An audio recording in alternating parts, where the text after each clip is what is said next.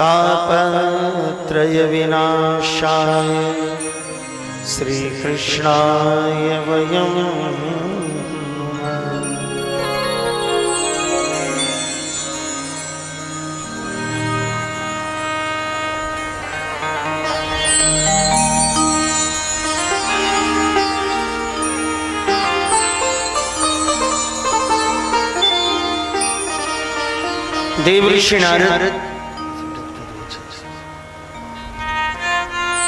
देवऋषि नारद जी भगवान भोजराज कंस के पास पहुंच रहे हैं। देवऋषि नारद ने विचार किया है कि अगर कंस अपने जीवन में पाप अगर नहीं करेगा तो परमात्मा का आगमन भी कैसे हो और परमात्मा के उद्देश्य की पूर्ति भी कैसे हो।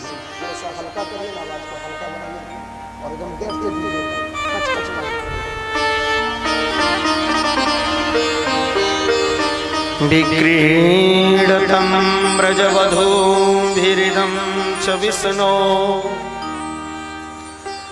श्रद्धान्वितो न शृणुयादत वर्णयेदय भक्तिं परां भगवती प्रतिलभ्य कामं हृदोगमास्रपहितनोत्यचिरेण धीरा। देवऋषि नारद सीधे भोजराज कंस के पास पहुंचे। नारायण नारायण। संत नारद जी मथुरा में पधारे हैं। भोजराज कंस ने बड़ा उनका स्वागत किया। आइए महाराज आइए, पधारे, किधर से आना हो रहा है। देवऋषि नारद जी बोल रहे हैं, महाराज अभी अभी हिमालय में देवलोकों की सभा बैठी थी और उस देवताओं की सभा में पृथ्वी पर जो असुरों की वृद्धि हो रही है उसके समापन की एक योजना तैयार हो रही है। उसमें सारी अधर्मी राजाओं की उद्धार के लिए भगवान आने वाले आ चुके हैं। पृथ्वी को अधर्म मुक्त किया जाएगा और उसमें से पहला नाम तुम्हारा है। मैंने सोचा देवऋषि नारद, मैं देवऋषि नारद सोचा भोजराज तुम तो हमारे बड़े प्रिय हो, इसलिए मैंने तुमको ये सूचना देना उचित समझा और मैं अभी अभी हिमालय से ही आ रहा हूं। नारायण नारायण। अगर हो सकता है तो तुम कुछ उपाय कर लो।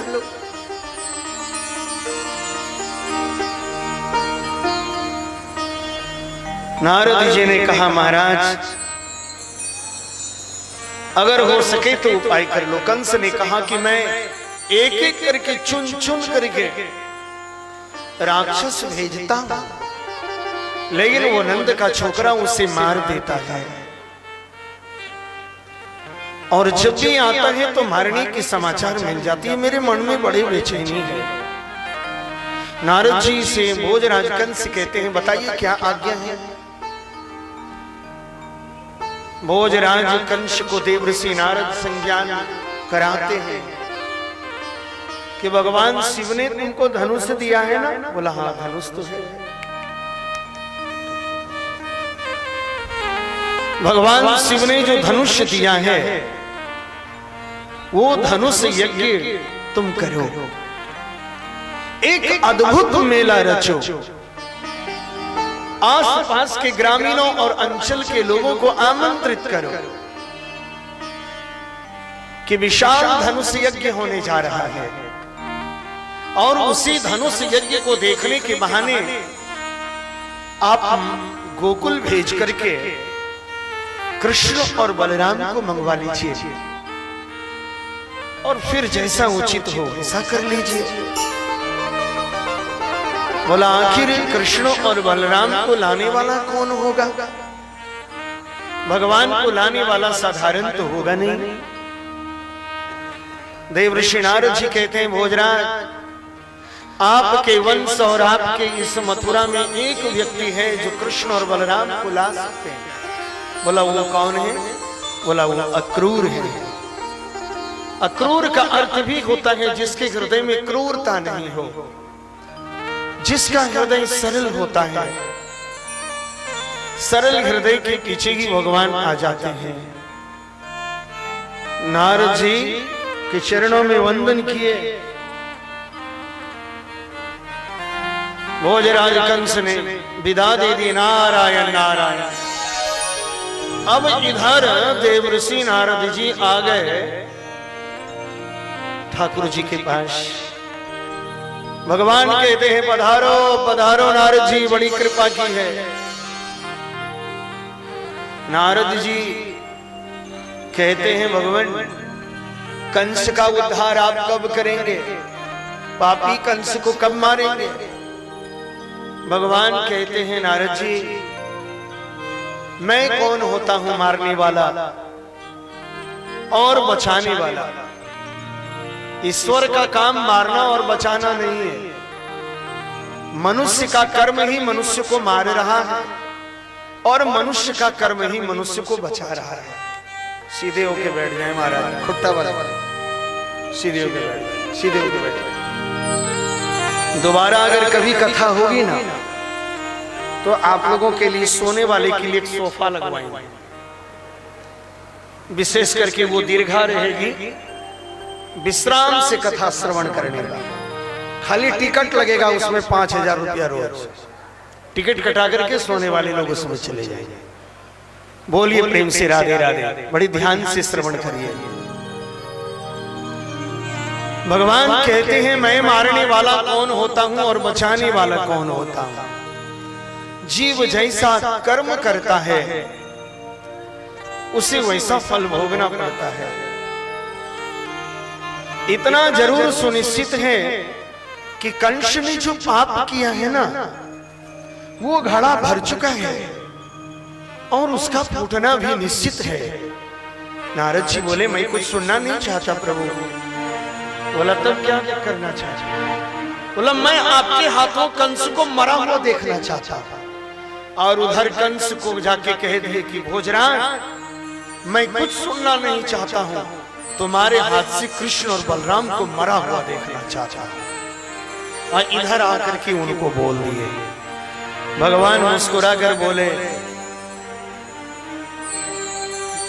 नारद जी हमको तो आप बोल रहे हैं कि कंस को हाथों मरा हुआ देखना चाहता हूं, कंस को क्या बोल करके आया? भगवान आप तो जानते ही हैं मेरी प्रकृति को, मैं वही करता हूं जिसमें प्रजा का हित होता है, मैं उसी का चिंतन करता हूं, वही मेरे मन का भाव रहता है। लेकिन कंस ने अक्रूर जी को मंत्रियों से बुलवाया।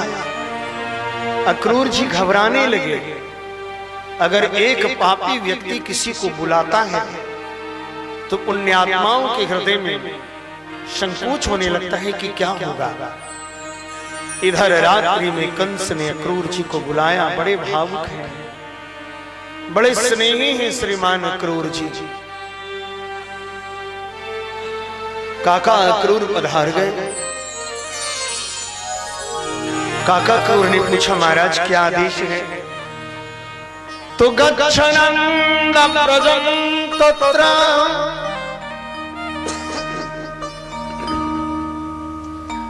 शुतानक बंधु दुर्मे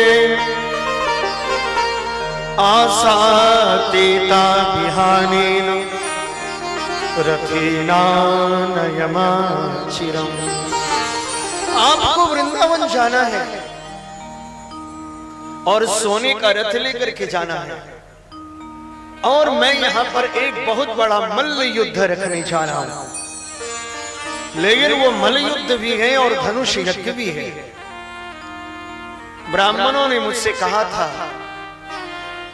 कि अगर आप अपने शत्रु का नाश चाहते हैं तो आप धनुष यज्ञ करिए, लेकिन उस धनुष यज्ञ में अगर धनुष के साथ कुछ अनहोनी हो जाती है तो उसमें यज्ञ करने वाले यजमान का नाश होता है।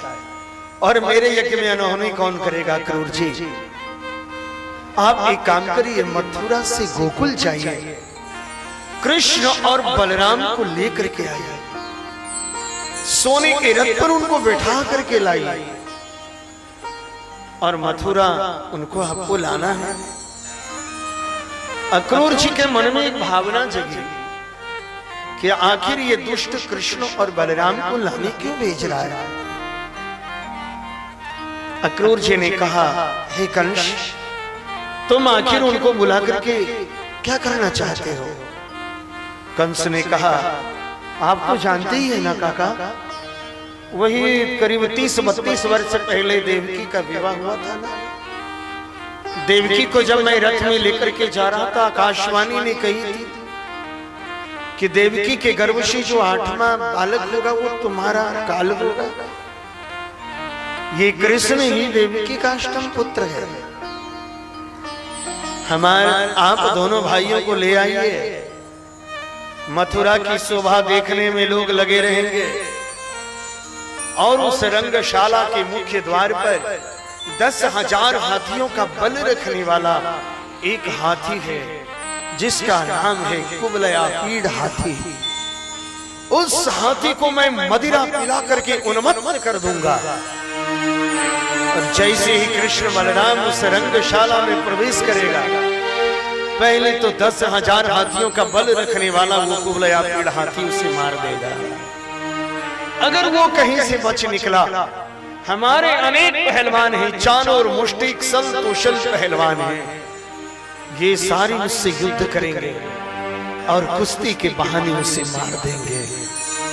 और जब श्री कृष्ण और बलराम मर गया, गोकुल की संपत्ति हमारी हो जाएगी काका, और जब फिर हमारी होगी तो हम दोनों आधे आधे बांट लेंगे। अक्रूर जी के नेत्र में आंसू आ गया। बड़ी सुंदर पद्धति से कंस को समझाते हैं काका अक्रूर।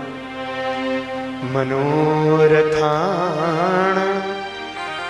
करोत्युच्चैर्जनो दैवहतानपि युज्यते हर्षशोकाभ्यां तथाप्याज्ञां करोमि ते। राजन, सोचा तो आपने बिल्कुल अच्छा है, लेकिन सोचने से कुछ नहीं होता। तो बोला, सोचने के बाद कर्म भी करना होता है दीदी। हम लोग केवल सोच लेंगे हमको सब चीज मिल जाए, तो सोचने से कुछ मिलता नहीं है, कर्म भी करना पड़ता है, तभी वो जीवन में सोच सफल होती है। लाइफ में जो फीलिंग है, जो टारगेट है, जो मिशन है, जो लक्ष्य है, उसके प्रति हमें कर्म भी करना है। केवल मन से सोच लेंगे हमको माखाने का खीर मिल जाए, दाल चावल रोटी पूड़ी हलवा मिल जाए, तो इससे मिलने वाला नहीं है। उसके लिए हमको मेहनत भी करना पड़ेगा। काका क्रूर समझा रहे भोजराज, सोचा तो आपने बहुत अच्छा है, लेकिन सोचने से काम नहीं चलेगा, व्यक्ति को कर्म भी करना चाहिए। ये मानव की बहुत बड़ी भ्रांति है। कंस सोचता बहुत कुछ है, लेकिन करना कुछ नहीं चाहता है। वो सोचता है कि बिना करे हमको सब कुछ मिल जाए, लेकिन बिना किए तो कुछ भी नहीं मिलेगा। रात्रि भर अक्रूर जी ने कंस को समझाया, लेकिन कंस अंत में कहता है, काका आप मुझे भाषण मत सुनाइए, सिर्फ इतना बता दो कि कृष्ण और बलराम को लाने आप जाओगे कि नहीं। यदि नहीं जाओगे तो मेरे विचार से आप परिचित हैं।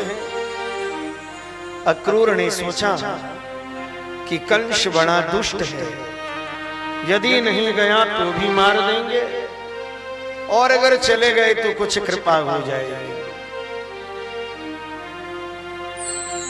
मथुरा से गोकुल पहुंचने में मात्र 15 से 20 मिनट का रास्ता है। लेकिन काका अक्रूर जी जब वृंदावन की ओर जाने लगे, रथ का मुख वृंदावन की ओर है, अक्रूर जी भगवान का याद करके उनको समाधि लग जाती है।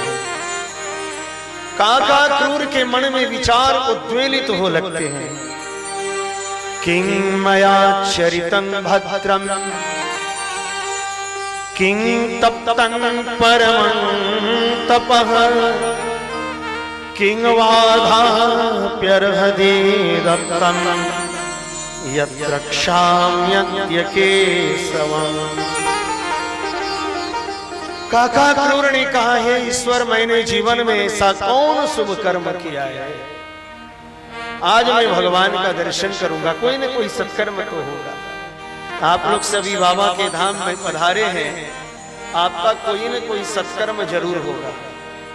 लेकिन यहाँ कथा में बैठकर के जो बातें कर रहे हैं, ये आपके लिए बहुत बड़ी दुर्भाग्य है। भगवान की कथा में बैठे हो, 10 साढ़े 10 बजे रात्रि से कथा, जहां विश्राम होने का टाइम नहीं, वहां स्टार्टिंग, उस स्थिति पर भी आप बने हुए हैं।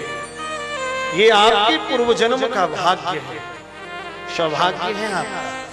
लेकिन कथा में बैठ करके अगर नींद आए और आपस में बातचीत करें तो ये तो दुर्भाग्य है। जैसे देखो वो बीच में 3 माताएं बैठी हैं, वो 3 तो देखो, 1 2 3 नंबर की, ये तीनों बातों में मशगूल हैं। महाराज क्या बोल रहे हैं कुछ कोई पता नहीं। घर वाले तो जान गए कि ये कथा सुनने गई, हमें मत सुनिए, हमें सुनने, हम नेता थोड़ी। नेता अपने मन की बात बोलता है और खाली झूठ बोलता है। हम लोग तो भगवान की बात को आपको सुनाते हैं, इसलिए हम लोग झूठ नहीं बोल रहे। भगवान ने जो संदेश दिया है वही संदेश मैं आपको सुनाता हूं, बाकी मैं अपने मन की कोई बात नहीं रखता। बड़े बड़े मनीषी दर्शन के लिए तरसते हैं भगवान, लेकिन आपके दर्शन के लिए आज मैं जा रहा हूं। हे परात्पर अखिलेश्वर, आपकी बड़ी कृपा है इस क्षुद्र जीव के ऊपर। तुम हमारे थे प्रभु जी, तुम हमारे हो, तुम हमारे रहोगे, ओ मेरे प्रियतम। अक्रूर जी कह रहे भगवान से, हम लोग जी तुम हमारे थे प्रभु जी, तुम हमारे हो। गाइए ना, एक बार बोलिए भगवान के लिए। रहोगे ओ मेरे प्रियतम प्रभु जी, हम तुम्हारे थे प्रभु जी, हम तुम्हारे हैं, हम तुम्हारे रहेंगे, ओ मेरे प्रियतम प्रभु जी, तुम हमारे थे प्रभु जी।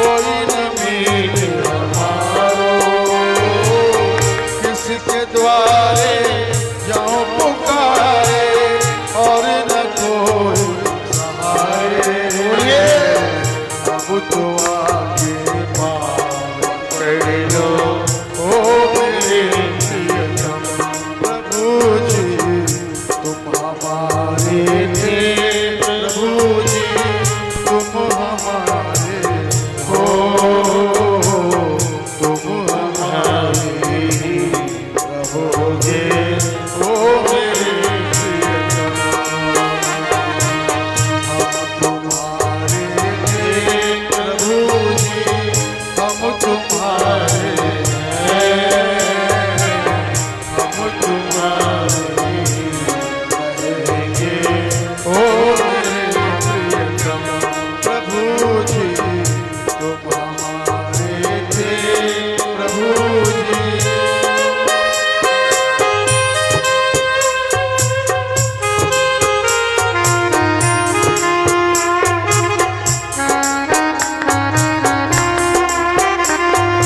भाव से बोलिए।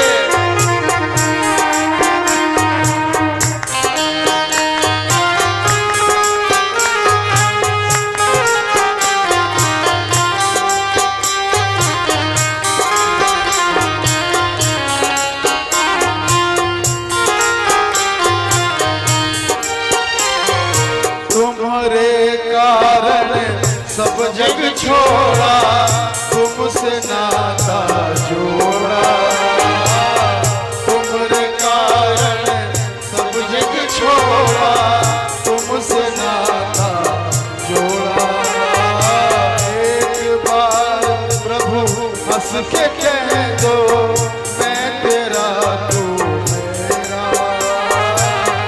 एक बार प्रभु हंस के कह दो मैं तेरा तू मेरा साच प्रीत की गायो ओ मेरे प्रियतम तुम हमारे थे प्रभु जी तुम हमारे हो तुम हमारे रहोगे ओ मेरे प्रियतम प्रभु जी हम तुम्हारे थे प्रभु जी हम तुम्हारे हैं हम तुम्हारे रहेंगे ओ मेरे प्रियतम प्रभु जी तुम हमारे थे प्रभु जी तुम हमारे हो तुम हमारे रहोगे ओ मेरे प्रियतम ओ मेरे प्रियतम ओ मेरे प्रियतम अक्रूर जी इतने भाव विह्वल हो गए कि 15 से 20 मिनट का रास्ता और 10 घंटे लग गए अक्रूर जी को जाने में। जैसे ही काका अक्रूर मथुरा की सीमा समाप्त करके गोकुल की सीमा में प्रवेश करते हैं, भगवान के चरण चिन्ह काका अक्रूर ने देखा। भगवान के चरण में जब अंकुश कमल चक्र स्वस्ति गदा ये चिन्ह अंकित होता है। जैसे ही काका अक्रूर देखे ब्रज के रज में लौटने लगे। काका अक्रूर रथ से नीचे कूद पड़े, दौड़ करके चले गए गौशाला। गौशाले में भगवान कृष्ण और बलराम गोदोहन के समय में मौजूद थे। भगवान तो जान ही गए कि काका अक्रूर में जो विचार मन में आ रहा है वो सब विचारों को भगवान पूरा कर दिए। काका कह करके काका अक्रूर को गले लगाए। काका बड़े समय के बाद आप आए हैं, कहिए क्या समाचार है? चलिए अंदर चलिए। काका अक्रूर जल्द से जल्द नंद भवन में आए। नंद रानी यशोदा कहती हैं लगता है कोई बड़े आदमी आए। अरे कहाँ गए? जल्दी आसन वासन दियो। पाद्य अर्घ्य आचमन दी गई, भोजन भाव से निवृत्त कराया गया। सुंदर आसन पर काका अक्रूर को बिठाई। और चरण दबा रहे हैं भगवान श्री कृष्ण और बलराम। नंद बाबा ने आगमन का उद्देश्य पूछा। उधर पूरे वृंदावन में समाचार फैल गया है कि वृंदावन में कोई परदेसी आया है। नंद जी ने पूछा कि कहिए कैसे आना हुआ आपका। अक्रूर जी बोले, मथुरा के राजा भोजराज कंस कुश्ती एक धनुष यज्ञ कर रहे हैं, उसमें बहुत बड़ा मेला लगा है और काका अक्रूर को भेजा है। कब भोजराज कंस ने सोने का रथ भेजा है कृष्ण और बलराम को ले जाने के लिए। नंद बाबा भोले भाले समझ लिए कि कितने अच्छे हैं हमारे राजा जो हमारे पुत्र के लिए सोने का रथ बेचे हैं। मैया यशोदा भोजन करने बैठी थी।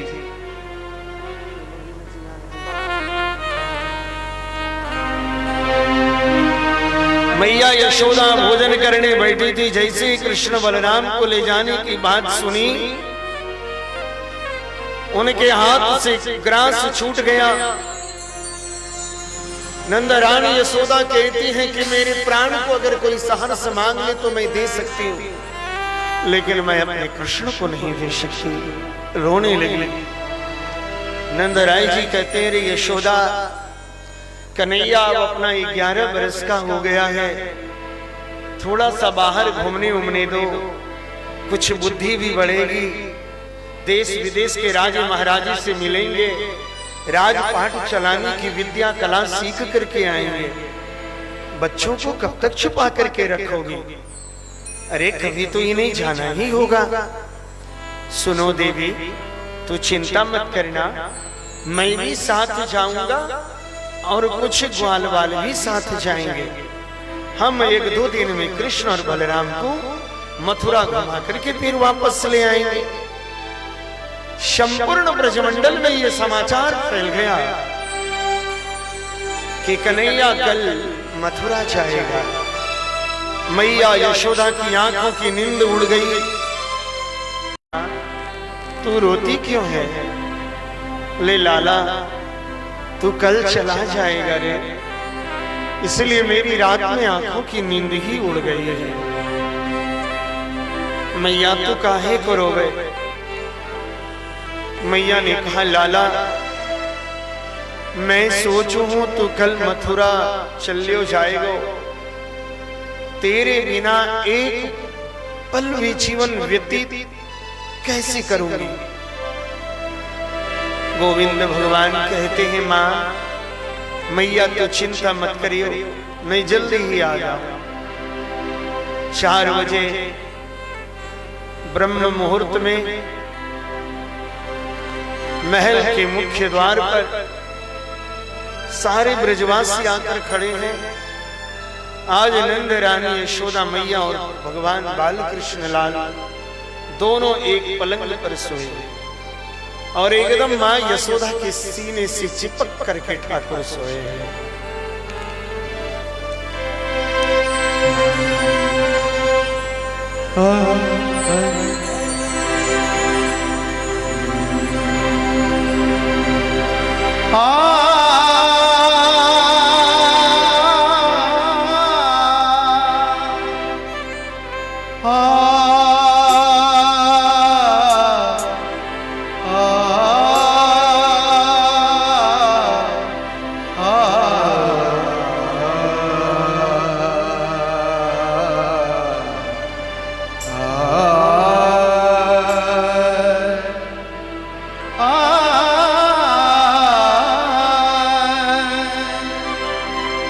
कन्हैया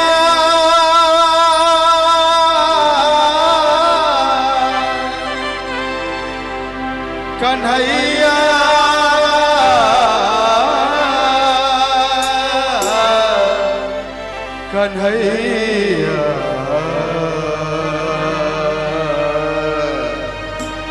कन्हैया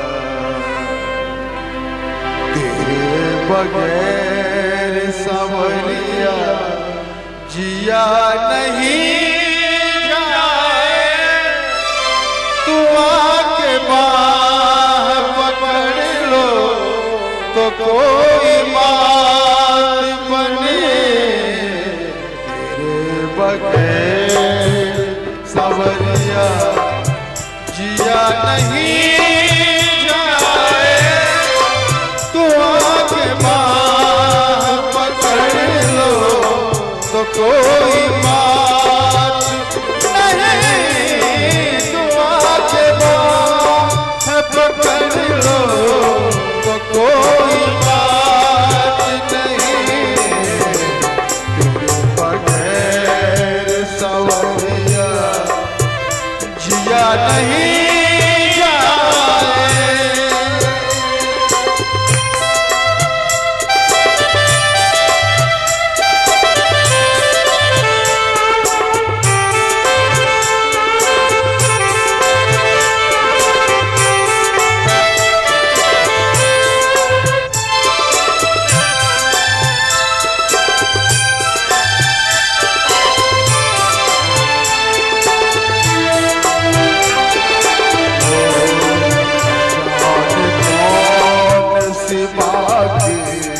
न जाने कौन सी बाकी अदा तुम्हारी है, हजारों लाखों ने देखे, हजारों लाखों ने देखे, ये ऐसी प्यारी है, कभी हमें भी दिखाओ तो कोई बात बने, हमें भी ये दिखलाओ तो कोई बात बने, बगैर सवरिया जिया नहीं जाए, तू आके बाह पकड़ लो तो कोई बात बने, तेरे बगैर सवरिया जिया नहीं जाए।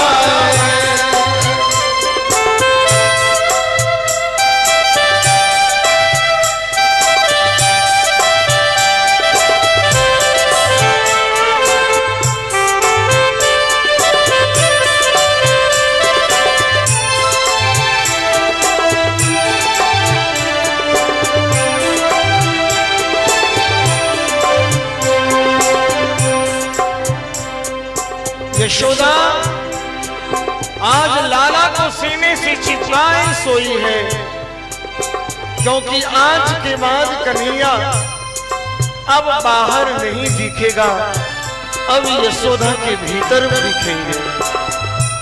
ब्रह्म मुहूर्त का वेला है, 4:30 बजे नंद भवन का मुख्य द्वार खुला, देखते हैं कि लाखों गोपियां खड़ी हैं और उनके मध्य श्री किशोरी जी श्री राधा जी हैं।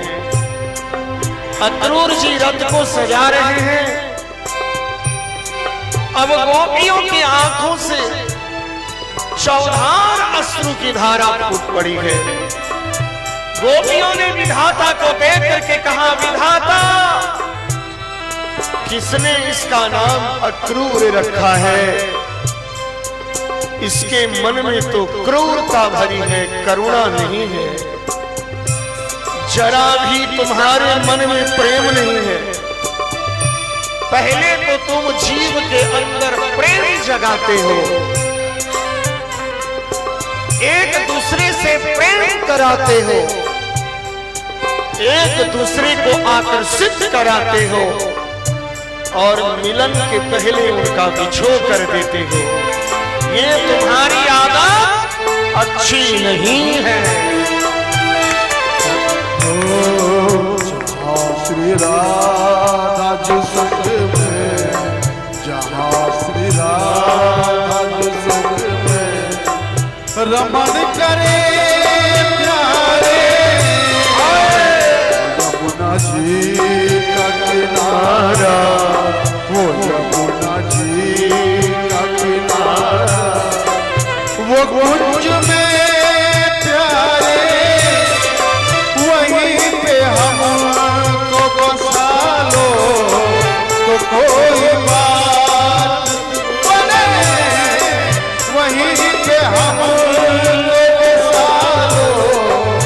कोई बात बने बगैर सवरिया जिया नहीं जाए। तो आके बाहर पकड़ लो तो कोई बात बने तेरे बगैर सवरिया जिया नहीं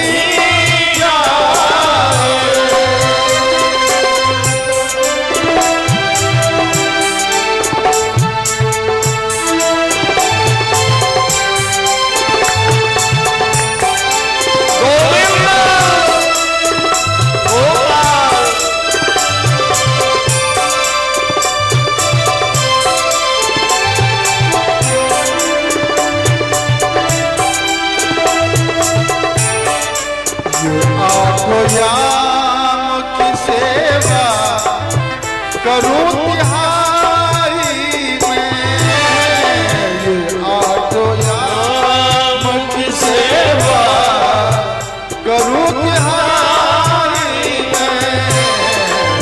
करो गोविंद में गाओ, करो गोविंद में गाओ, तुझे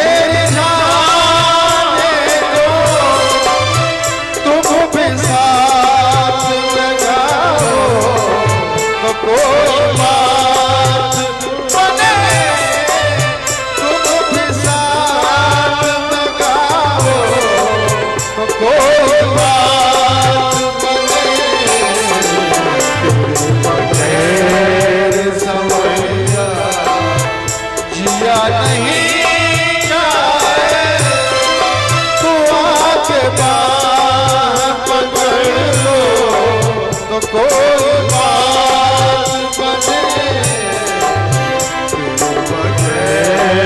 सवरिया जिया नहीं तो आके बाहर पकड़ लो तो कोई बात बने। तो आके बाहर पकड़ लो तो कोई बात बने बगैर सवरिया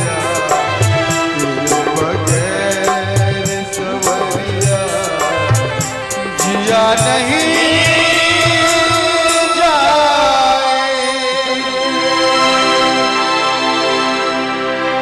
गोपियों ने कहा, क्रूर, हमें तो लगता है कि विधाता तुम्हें क्रूर के रूप में भेजे हैं। कृष्ण और बलराम हमारे प्राण हैं, उन्हें हमारी आंखों से दूर मत ले जाना। इतने में गोपियां आई और भगवान के रथ के नीचे लेट गई। लाला, हम तुमको जाने नहीं देंगे।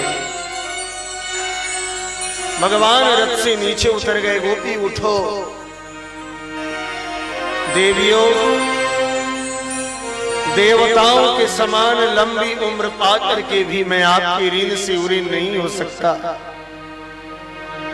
उसी बीच में श्री राधा रानी जी आ गई। किशोरी जी, आप तो सब जानती हैं, आप तो मेरी आदि माया है। यदि मैं मथुरा ना जाऊं तो मेरे अवतार का उद्देश्य पूर्ण नहीं होगा। हे राधा, मुझे अब जाने की अनुमति प्रदान करो। राधे, राधे, ये मेरी कमली रख लो और ये मेरी बांसुरी भी रख लो। मैं जब जब बांसुरी बजाता था तुम आ जाती थी। आज के बाद से तुम बांसुरी बजाना, मैं आ जाऊंगा।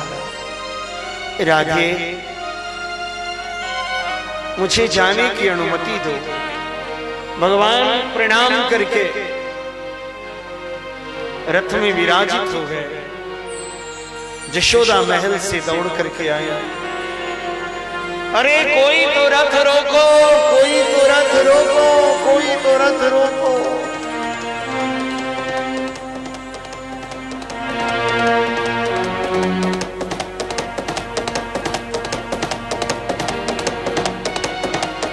कृष्ण बलराम दोनों रथ से नीचे कूद पड़े, मैया मैया मैया, और रथ से कूद पड़े और हृदय में लगा दिए। कहा बात है मैया? अब नंद रानी यशोदा कृष्ण और बलराम को हृदय से लगाई रो रही हैं। अब इतनी रोई मैया कि उनके आंसुओं से नंद रानी यशोदा का सिर भीग गया। बेटा, मुझे आज पता चला है कि तुम मेरा पुत्र नहीं है, तुम तो देवकी नंदन हो, तुम वसुदेव नंदन हो। मेरा क्या अधिकार है तुम्हें रोकने का, लेकिन मैं तो आग्रह तो कर ही सकती हूँ। कन्हैया बोलती है, मैया कैसी बात कर रही हो? मैं इतनी निष्ठुर हूं लाला कि मैंने तुमको कभी प्यार भी नहीं की। मिट्टी के मटके फोड़ने के बहाने मैंने तुमको उखल से बांध दिया। लाला, जा तो रहे हो तुम, लेकिन एक बात को भूल जाना कि मैंने कभी तुमको उखल से बांधा था। कन्हैया कहते हैं, मैया मैं संसार में सब चीज भूल सकता हूं, लेकिन इस बात को मैं कभी नहीं भूल पाऊंगा जो परमात्मा संसार के जीव को बंधन में डालते हैं, जो बंधन में समस्त जीव को डालते हैं। आज उसी परमात्मा को तुमने बांधा है, इस बात को मैं नहीं भूल सकता। ना चांतेन बहिर्यस्य ना पूर्वं ना पिछापरं पूर्वा परं बहिः शांतर्जगतो यजगच्च एवं ब्रुवाणा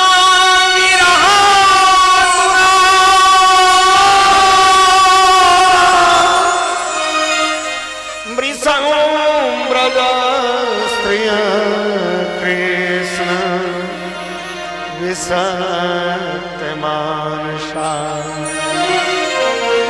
श्रीजलज्जा रुरुदुः स्म सुस्वरं गोविंद दामोदर माधवे। रथ धीरे धीरे आगे बढ़ गई।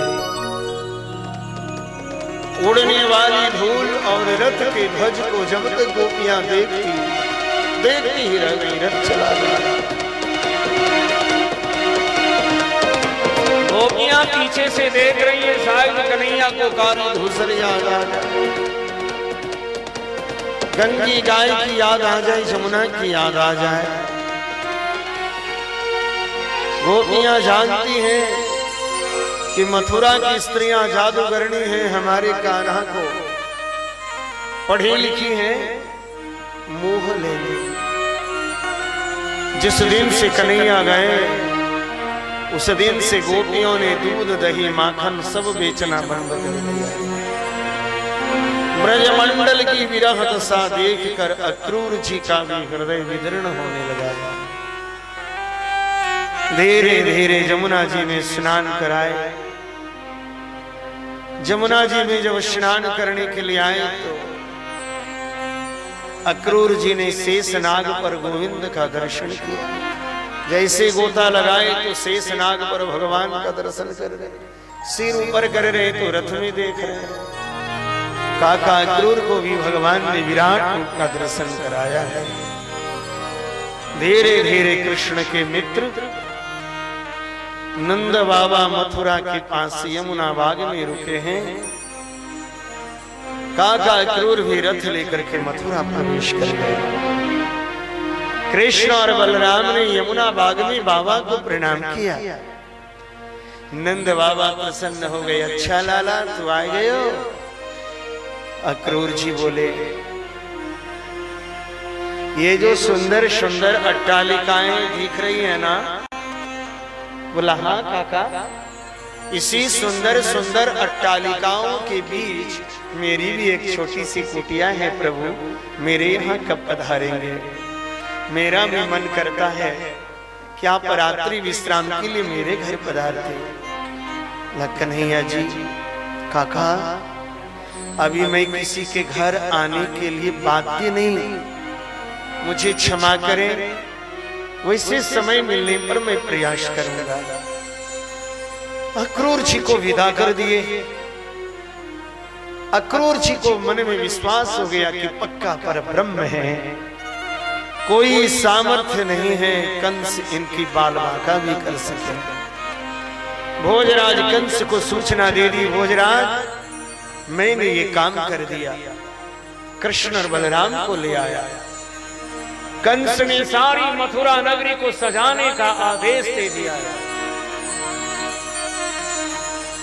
लोगों को निर्देश दे दिया है।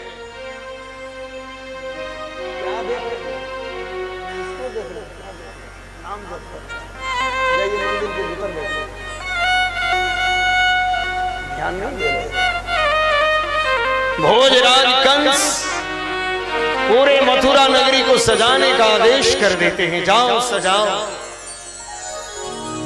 मथुरा वासी भी कितने वर्षों से आस लगाए बैठे हैं कि भगवान आएंगे। जीवन में जो भी करो, ध्यान दीजिए, बड़ी अच्छी बात है, जीवन में जो भी कार्य करें, हर कार्य में हर मनुष्य सफल नहीं होता है। क्यों? इसलिए नहीं होता है कि हर कार्य मनुष्य अपने स्वार्थ के लिए करता है। अगर हर कार्य को मनुष्य अगर परमात्मा से जोड़ करके करे ना, तो कोई ऐसा काम ही संसार में नहीं है जो वो सफल नहीं होगा। लेकिन उस कार्य को भगवान से जोड़ के हम करते ही नहीं। रोटी बनानी है अपने लिए, भात बनानी है अपने लिए, कपड़े खरीदने हैं अपने लिए, घर बनाने हैं अपने लिए, सब कुछ अपने लिए करते हो, लेकिन अपना तुम्हारा कुछ भी नहीं रहता है। और अगर हर कार्य को भगवान से जोड़ लिया जाए तो संसार में कोई काम ही नहीं है जिसकी सफलता नहीं हो। कंस ने आदेश दे दिया, एक सुनते नहीं, किसी बोल रहे। कंस ने आदेश जाकर के ये जाओ, पूरे मथुरा नगरी को सजा दो। सुनो सुनो सुनो, सारे मथुरा नगर निवासी पूरे अपनी राजभवन और अपने महलों को सजा दो। जगह जगह तोरंग ध्वजा पताका बंधन भार भी लगा दो। कंस ने आदेश दे दिया।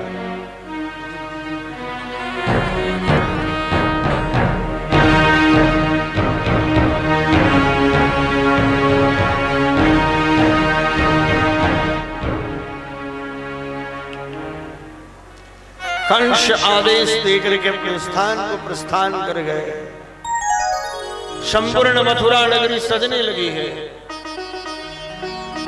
गीता में एक श्लोक आया है, क्रोधात् भवति सम्मोहः सम्मोहात् स्मृति विभ्रमः स्मृतिभ्रंशात् बुद्धिनाशो बुद्धिनाशात् प्रणश्यति। क्रोध से सम्मोह पैदा होता है और उससे स्मृति में विभ्रम पैदा होता है, और जब स्मृति में विभ्रम पैदा होता है तो बुद्धि नष्ट हो जाती है। इसलिए मनुष्य को क्रोध करने से बचना चाहिए। क्रोधात् भवति सम्मोहः सम्मोहात् स्मृति विभ्रमः स्मृतिभ्रंशात् बुद्धिनाशो बुद्धिनाशात् प्रणश्यति। कंस ने सबको निर्देश दे दिया कि कृष्ण और बलराम का कोई स्वागत भी नहीं करेगा। माताएं बहनें सभी महलों के ऊपर चढ़ गई हैं और सोचने लगी कि इधर से कब लाला निकलेंगे, इधर से कब लाला निकलेंगे। प्रेम जब बढ़ता है तो नियम नहीं देखता। कन्हैया ने सोचा कंस का उद्धार तो करना ही है। कन्हैया ने पूछा, बाबा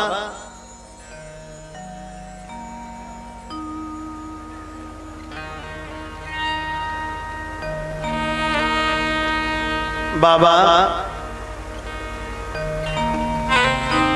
मैं जाऊं? बाबा ने कहा, नहीं बेटा, मैं मथुरा में तुम्हें जाने नहीं दूंगी। तुमने यहां काऊ से सारे कह दियो, झगड़ो हो जाएगा। तुम अगर किसी को कुछ बोल देगा तो झगड़ा हो जाएगा। मथुरा में कृष्ण और बलराम प्रवेश कर रहे हैं। हृदय में वासनाओं के माधुरी के प्रति आकर्षण है। इसी का नाम मथुरा है। बोलो प्रेम से मथुरानाथ भगवान श्री कृष्ण चंद्र की। कृष्ण और बलराम मथुरा के नगर में प्रवेश किए हैं और मथुरा की नर नारी भगवान के ऊपर पुष्प छिड़क छिड़क कर भगवान का स्वागत कर रहे हैं।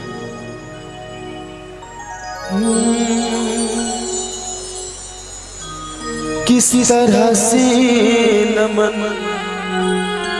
मैं करूं आपका,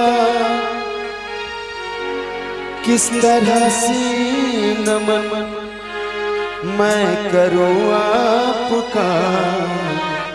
स्वागतम स्वागतम स्वागतम आपका, स्वागतम स्वागतम स्वागतम आपका, स्वागतम स्वागतम स्वागतम आपका। किस तरह से नमन मैं करूं आपका, किस तरह से नमन मैं करूं आपका। स्वागतम स्वागतम स्वागतम आपका, स्वागतम स्वागतम स्वागतम आपका।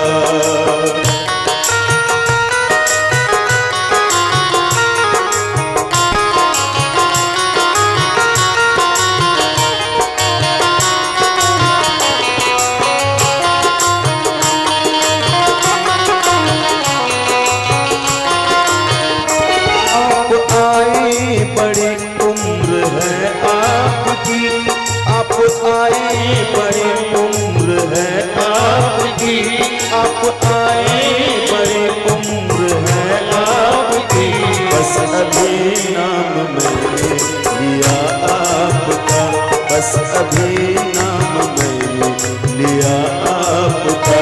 अब मेरा दिल ही घर बन गया आपका, अब मेरा दिल ही घर बन गया आपका। स्वागतम स्वागतम स्वागतम आपका, स्वागतम स्वागतम स्वागतम आपका।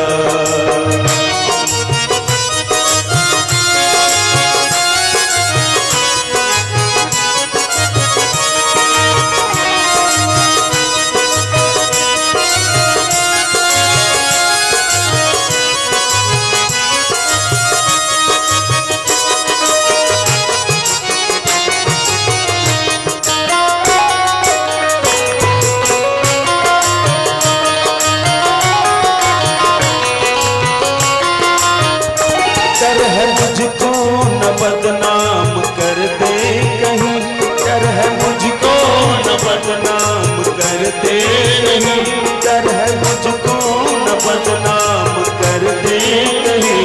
इस तरह प्यार से देखना आपका, इस तरह प्यार से देखना आपका। अब मेरा दिल ही घर बन गया आपका, अब मेरा दिल ही घर बन गया आपका।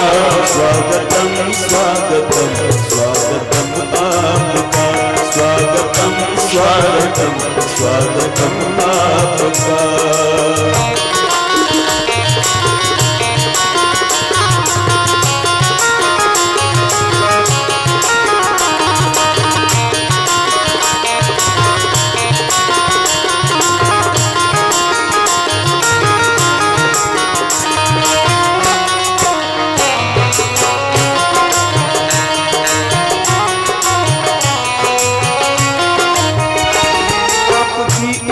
नजर कर गई क्या असर, आपकी एक नजर कर गई क्या असर, आपकी एक नजर कर गई क्या असर। मेरा दिल था मेरा हो गया आपका, मेरा दिल था मेरा हो गया आपका। अब मेरा दिल ही घर बन गया आपका, अब मेरा दिल ही घर बन गया आपका। स्वागतम स्वागतम स्वागतम आपका, स्वागतम स्वागतम स्वागतम आपका। किस तरह से नमन मैं करूँ आपका, किस तरह से नमन मैं करूँ आपका। स्वागतम स्वागतम आपका, स्वागतम स्वागतम स्वागतम आपका, स्वागतम स्वागतम स्वागतम आपका, स्वागतम स्वागतम स्वागतम आपका, स्वागतम स्वागतम स्वागतम स्वागतम स्वागतम आपका। भगवान श्री कृष्ण जैसे ही बलराम मथुरा के गली में भ्रमण कर रहे ग्वाल वालों के साथ सबसे पहले वही धोबी मिला जो रामावतार में भगवान की निंदा किए थे। धोबी कपड़े का गठर लेकर के जा रहे। भगवान ने सोचा कि अब ग्वाल वालों को कुछ वस्त्र पहना दूं, क्योंकि जब तक मैं गोकुल में रहा 11 वर्ष तक किसी ने कपड़े नहीं पहने, सिले हुए वस्त्र नहीं पहने, पांव में जूते नहीं लगाए, सिर के केस नहीं कटाए। भगवान धोबी से कहते भैया धोबी कपड़े दे दो। धोबी अकड़ करके बोला तुम्हें पता नहीं ये महाराज कंस का वस्त्र है, तुम इसे मांगते हो, तुम्हारे बाप दादे ने कभी ऐसे कपड़े पहने हैं क्या? बलराम जी कहते कन्हैया इसकी अकड़ रामावतार से लेकर कृष्णावतार में नहीं गई है। मारे कन्हैया जोर से एक तमाचा खींच करके, जैसे ही तमाचा मारे कंस का सिर और जो धोबी था उनका सिर धड़ दोनों अलग हो गया। लट्टू की तरह सिर नाचने लगा। सारे ग्वाल बाल मिलकर के भगवान वस्त्र पहनाए, लेकिन अब कंस का वस्त्र शरीर में आई नहीं किसी को ढंग से। भगवान दर्जी के घर गए। दर्जी ने सुंदर से भगवान का और ग्वाल वालों के वस्त्र पहना दिए, ठीक ठाक कर दिए।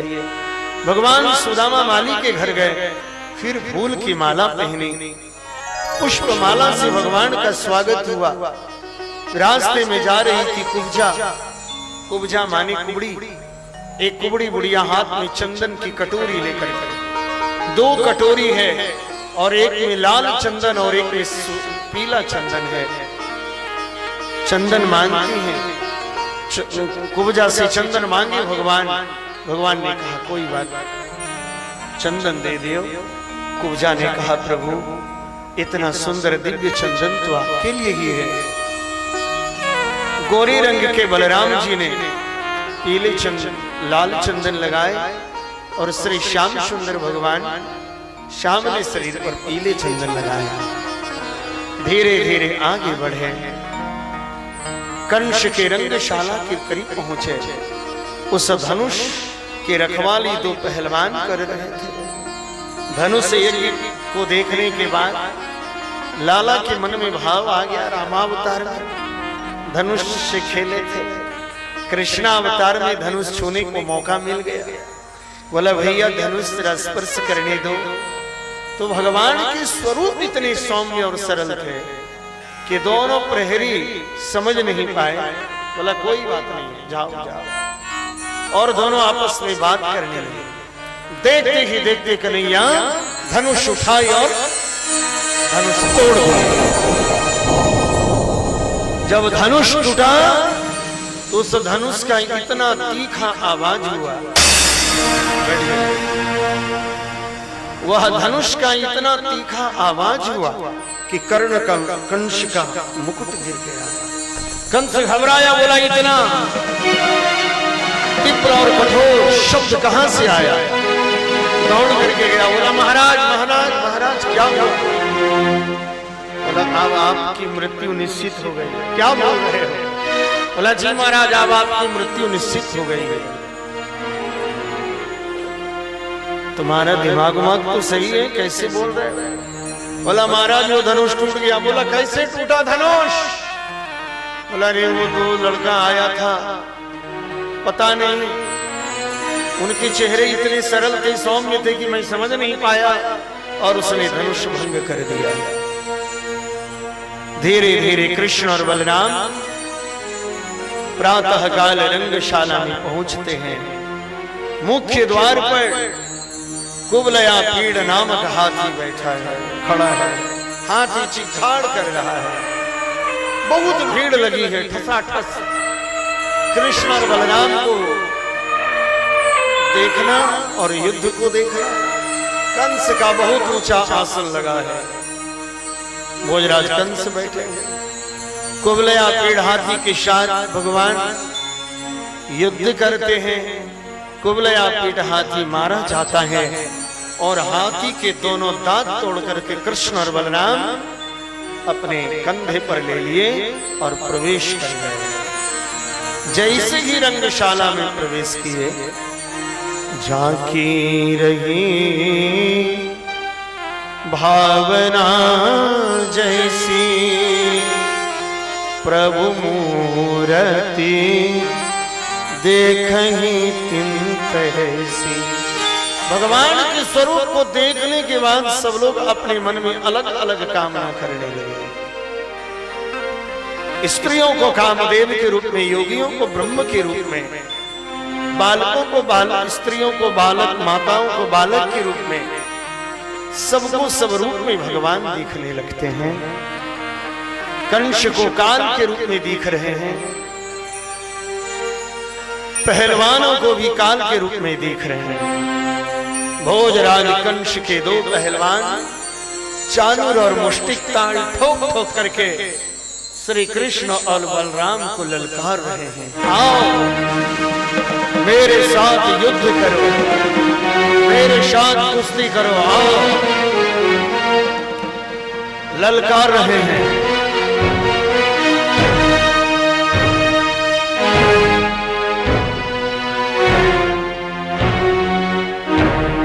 कृष्ण और बलराम को जैसे ललकार रहे हैं, कन्हैया कहते हैं भैया तुम कहाँ इतने बड़े बड़े मोटे मोटे पहलवान हो, हम तो बड़ो छोटो सो हैं, हमारी कैसे होगी?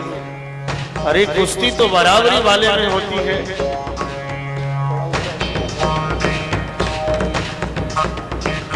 कुश्ती तो बराबर वाले में होती है, लेकिन यहाँ तो जोड़ी बेमेल जोड़ी है। बोला तुमने पुतना को मारा, बकासुर को मारा, चाणूर को मारा, तृणावर्त को मारा, धेनुक को मारा, अरिष्टासुर को मारा, एक से एक योद्धाओं को तुमने मारा और तुम अपने आप को छोटे कह रहे हो। मेरे स्वामी, मेरे मालिक कुश्ती के मल्ल युद्ध के शौकीन हैं, आओ तुम मेरे साथ युद्ध करो। अब कृष्ण और बलराम दोनों ने विचार किया, क्या करोगे भैया? बोला बस करना क्या है, चाणूर के साथ भगवान श्री कृष्ण और मुष्टिक के साथ बलराम जी, दोनों भाई एक दूसरे से भिड़ते हैं और मल्ल युद्ध हो रहा है।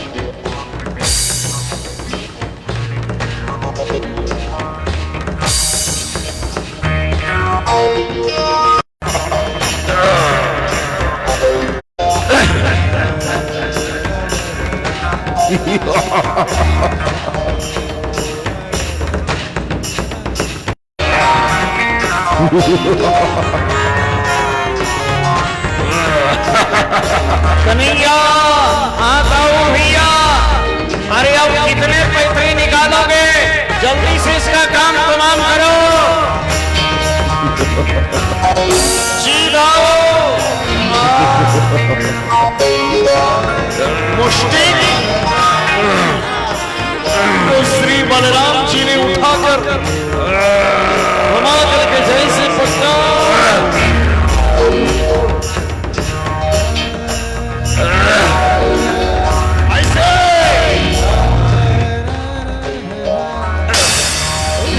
श्री कृष्ण कन्हैया राज कंस के ऊंचे आसन पर कूद करके चले गए।